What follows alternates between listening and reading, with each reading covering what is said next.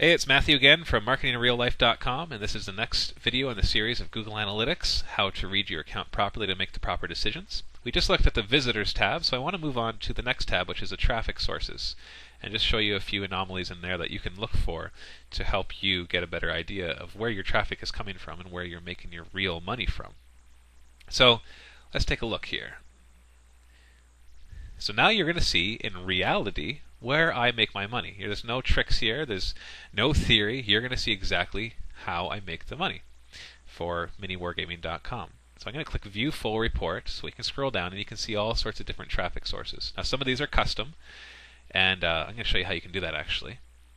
I'll show you what they are first, then I'll show you how you can do them. I don't want to get ahead of myself here. So you can see here are my top traffic sources. Google Organic being the number one. And then direct or none. See, that's the one I'm talking about where you don't really have the proper information from certain people. If direct could be somebody just typing in your website in the address bar, so of course we don't know where they came from because they just typed it in directly. Or it could mean that they have some sort of software, and a lot of antivirus programs will stop the tracking from working properly, which is unfortunate. And so they also get that direct or none. So this one is pretty much useless. Like some people might say, well, you can look at that as how many people know your website or have it in their favorites, and that's true. But at the same time, because of the discrepancies, you don't even want to really look at this. At least I don't. Then YouTube is one of our top referrers, as you can see, as we do have over 30,000 YouTube subscribers on our channel now. And then you see this news content email. That's a custom one I did for our newsletter. And you can see that brings us a lot of return traffic, which means you should be having a newsletter too. And then this is a recent where we did a little promotion for free magnets, and so that brought in by itself a ton. And the Google.com referral, so that means if somebody was on Google not searching, but let's say they were in their own bookmarks or something like that, and it refers. So I get a lot from that too. And then I have banners set up on my website that actually will override the tracking, so I can see which banners they're clicking on. Yahoo is here. This one I'm still working on filtering out. There's some problems with it where it says I'm referring myself, and obviously that's not the case. Here's our other website, the co.uk website. It's referring traffic to us. Got some organic from Bing, not a whole lot, and so on and so forth. So if I click on e-commerce, you can see where we're actually making our money from. So there's no secrets here. Here is where we are making money from miniwargaming.com. If I sort it by revenue, by clicking on that, you'll see that Google is our number one, and then this can't be tracked. And then we just had our this sale recently, or this promotion, so that made us a bunch of money. YouTube is sending us traffic, making us money. Our newsletter is making us a good amount of money. This one is a little untrackable. I'm still trying to completely fix that. This is from an email. I'm not sure how that slipped through. I usually try to make sure all our email links have tracking on it so that they don't look like this. And then we have a bunch of other things too. Other emails, banners we have up, emails, refers, emails. So obviously we make a lot of money from the emails that we send out, so you should be doing the same thing. So it's lots of interesting information here. And you can always find out more by clicking on the specific source. Like I can click on Google, and it gives me more information on that. Now with search engines, there's another place right here you can click on, which is keywords. Or you can click on search engines first to see the actual search engines. So you see Google, Yahoo, Bing, and all these other ones, and you can see the different amounts of traffic. Obviously Google is the leader in the industry. You might find that Yahoo or Bing send you a higher percentage, but Google will always send the highest percentage.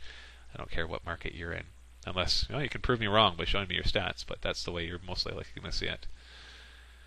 And if we click keywords here, this is where it gets interesting.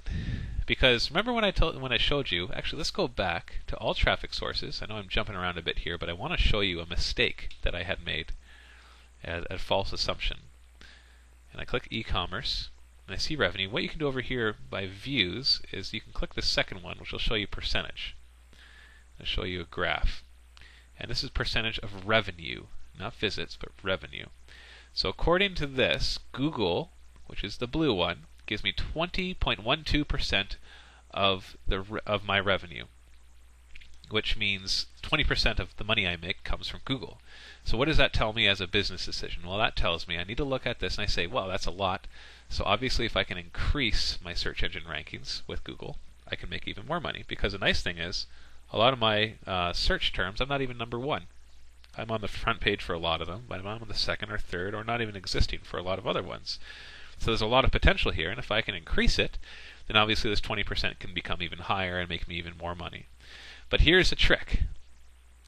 When I click on keywords, look at the number 1, 2, and 3 keywords.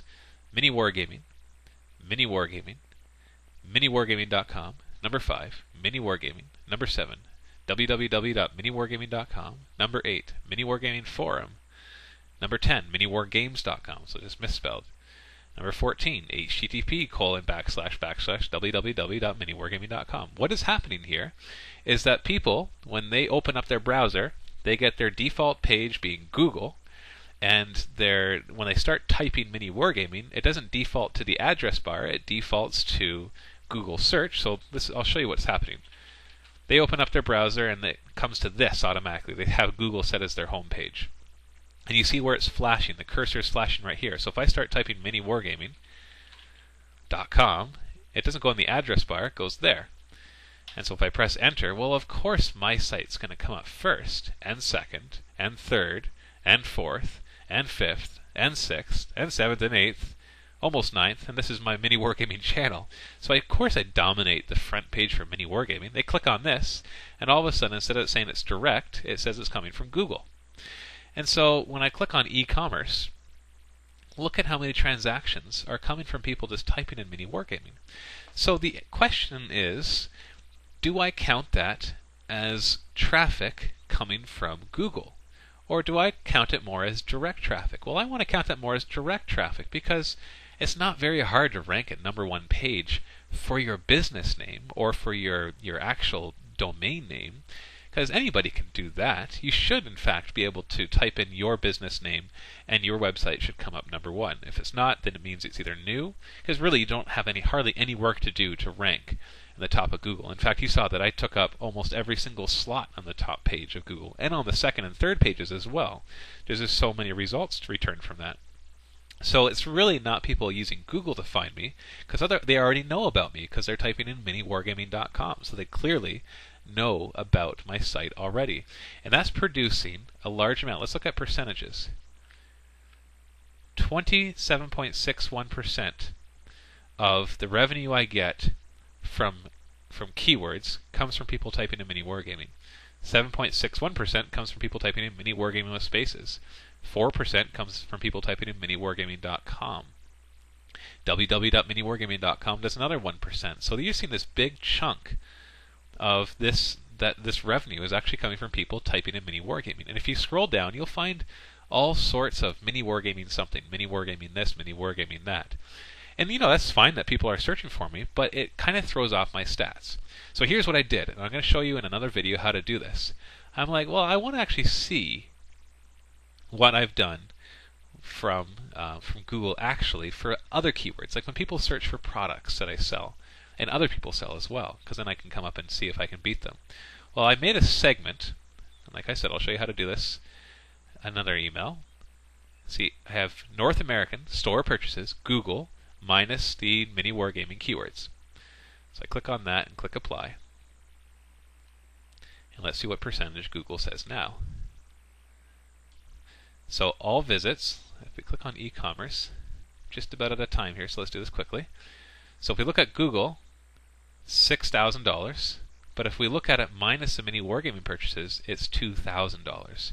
So that drops from a 20% to, I guess that would be about 6%. Still significant enough to do something about it, but not what it actually looked like. So there was a misconception that I had that I was able to correct by looking at my statistics deep enough to realize a mistake that was there. So you have to watch for the same thing, and other mistakes too.